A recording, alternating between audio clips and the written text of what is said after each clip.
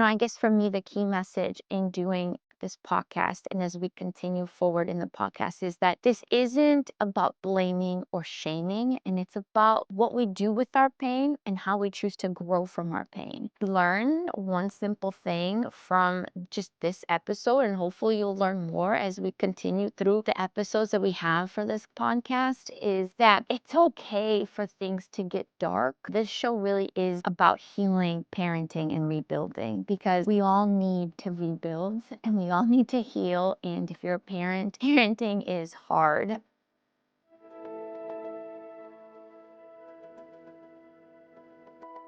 Hi, and welcome to our first episode of Doing It Scared, the Brave Rebuild. Today, we'll talk a little bit about my story. I have titled this episode From Betrayal to Breakthrough because today I want to talk a little bit about myself and what has led me to do this podcast and why I definitely believe in doing things scared. My name is Evis. I'm a licensed therapist, a mom, and a realtor. And a few years ago, my life turned upside down when my marriage ended after betrayal. Today, my ex is with a woman that he had the affair with, and they're starting a family together. And as crazy as it may sound, we now have a really strong co-parenting relationship. But it took time before we got there. So today I want to take you back a bit to, and anyone that's been through any sort of betrayal, loss, you remember exact dates and times of when you first found something out. So for me, that was on March 13th of 2023. And it was late. It was probably like 11 o'clock at night. And that's the day that I found out that my ex-husband, then husband, was having an affair. The nitty-gritty of it, I think like most people find out, you see a message, you see something that sparks this internal gut feeling where you're like, maybe I need to dig deeper. For me, that internal gut feeling came from my ex and I had a fight. We typically would resolve within 24 hours, we'd at least have some sort of conversation about it. But this time around, we didn't. And I remember telling my sister about the fight and saying, hey, like, I don't know what's happening. We haven't spoken for like 2 days. And she put a little message. She's like, maybe he's cheating on you. And I remember thinking, no, no way. He would never do that. Well, lo and behold, later that night, I got in my head, he was sleeping. I'm like, I need to figure out if he's cheating on me or not. And I did. And I found the messages, I found the photos of him and his affair partner at the time. And honestly, my world shattered. The moment I found out, I went upstairs. He was sleeping. I woke him up. And it took a little bit of convincing, but he finally was honest with me. And honestly, I think if you've ever felt a free fall, if you've ever gone skydiving, I think that's the feeling I was having. I remember standing in our bedroom. It's as if the ground beneath me opened up and I was just falling. And, you know, that's a very normal reaction. It's a very normal reaction for some people. You can either enter something like fight or flight or freeze.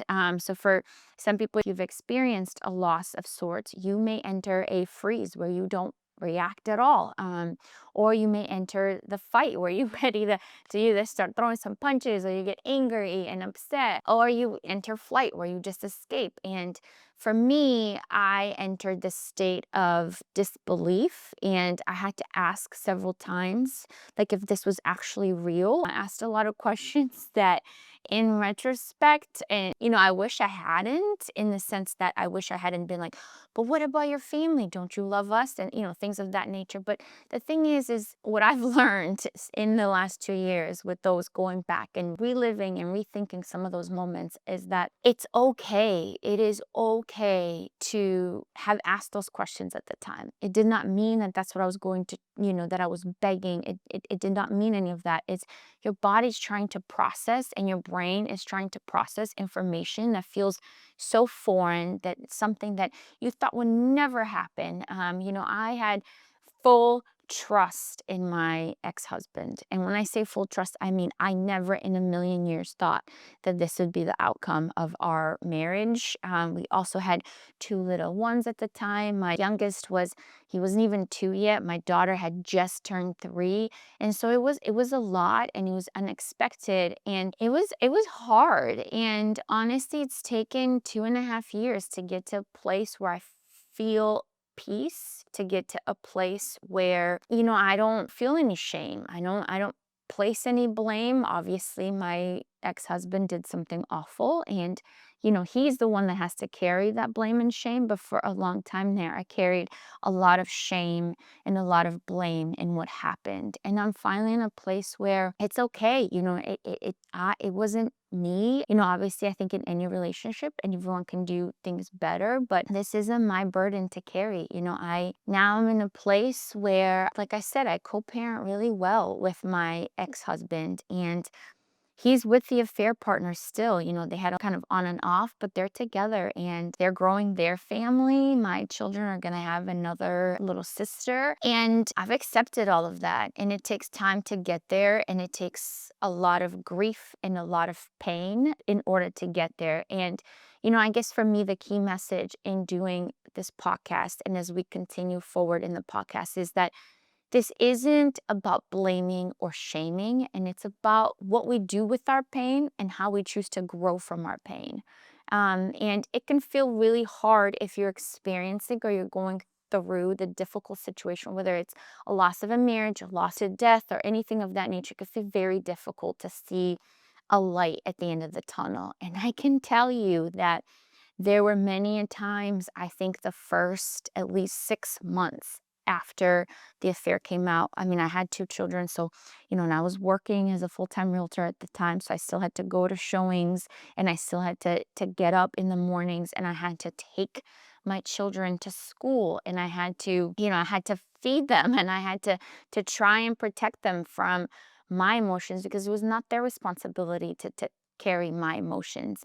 But those days were dark, and those days were hard. And, I have vivid memory. I think if you can learn one simple thing from just this episode, and hopefully you'll learn more as we continue through the episodes that we have for this podcast, is that it's okay for things to get dark. I remember, I think, core memories of all of this were I would get up in the morning and take my children to school. And then I would come back, and I had, my work desk in my office at the time. And I would just lay underneath the desk because it was closed, and I felt protected laying in this space that was almost enclosed. And I'd lay underneath the desk and with the carpet, and I would cry. Like, I think I would cry for hours. I mean, it was my body was grieving, and my body had to release all these emotions. My head was spiraling, the rumination, the thoughts of I am so the thoughts of, like, how am I going to do this? Like, I'm going to be a single mother with two children under 3. How am I going to do this? And I was so scared. I think that's the hardest emotion, is you're just so scared, and you just live in this fear, and your brain holds you captive there a little bit. And I remember, and I hope you guys can use this tool too. And honestly, I've called it the art of swearing, because it's what I used during my darkest time. And I would sit there and I would set an alarm. Let's say I had a meeting with a client at 11, or I had to go pick up the kids, or I had to get up and try to make something for lunch or for dinner. And I would sit there and I would be like, as I'm crying, and I realize I've been crying probably for the past 2 hours, and I'd be like, you are Elvis motherfucking Mason. You are going to get up off this fucking ground, and you are going to go and you're going to pick your kids up. If there's anything you're doing today, you're going to go and do that. Or you're Elvis motherfucking Mason. You are going to get up off this ground, and you are going to go and meet with that client to sell their house, because you need to freaking do this. Get up and fucking do it. And I call it the art of swearing, because the swearing piece, and I swear occasionally, but saying that gave me a power that, and a confidence that I'm like, yes, I can do this. Yes, I'm Evis motherfucking Mason. I can do this. I can get up. I can go do, the pickup. And because honestly, anyone's experienced grief or loss of any sort is something even as simple as just getting in your car to go get your kids from daycare can feel like an impossible task. And so I say that because I encourage you today that if you are in a dark spot and you're having a hard time just getting up even off the bed, try that. Try giving yourself that extra confidence. And the art of swearing has been proven by studies. I know that there was a study in 2022 by Richard Stevens where he found that repeating like a swear word ahead of doing, a physical tasking activity, sort of like working out, it actually increased participants' self-confidence. So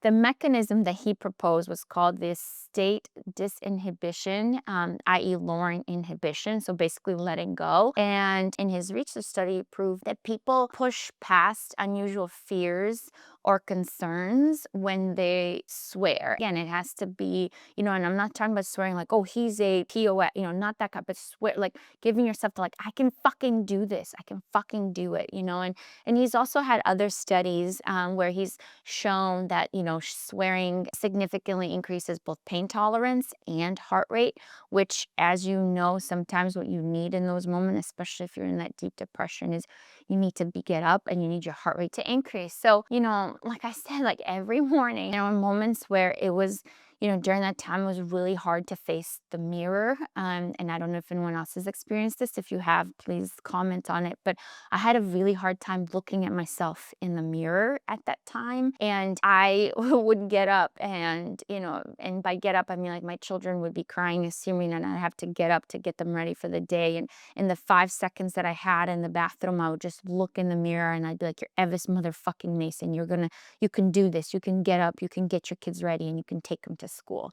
So, I hope you utilize this skill. If you do, please let me know. I would love to hear more about how, if this worked for you. And honestly, just a really quick recap, this show really is about healing, parenting, and rebuilding because we all need to rebuild and we all need to heal. And if you're a parent, parenting is hard. So, again, our next week's episode will talk more about how to co-parent with grace, even when it feels impossible, because I think there's some things that I did well in my core parenting and some that I did not. So yeah, I hope you're looking forward to the next episode. And if this resonates with you in any way, please follow the podcast and share it with someone who needs hope today. And again, go out there and give yourself extra boost of confidence to go out and say, I am so in motherfucking so and I'm going to do this thing today. So I hope you follow along on this journey with me, and I look forward to releasing some more episodes and to getting to know a lot of you, if a lot of you come around. One of the wonderful things about going through a healing journey is that you start to find a lot of solace and a lot of encouragement in other people's words. And I wanted to leave this episode off with a poem of that I just love. The book is called I Can't Remember to Forget You, and it's by Sophia J. Ross. And this is one of the poems that has given me a lot of encouragement, and I hope to do the same for you. So it says, you should be proud of yourself for how you have faced this recent period, from the silent battles you fought to the moments when you fell, but still chose to rise again and look forward. You are a warrior.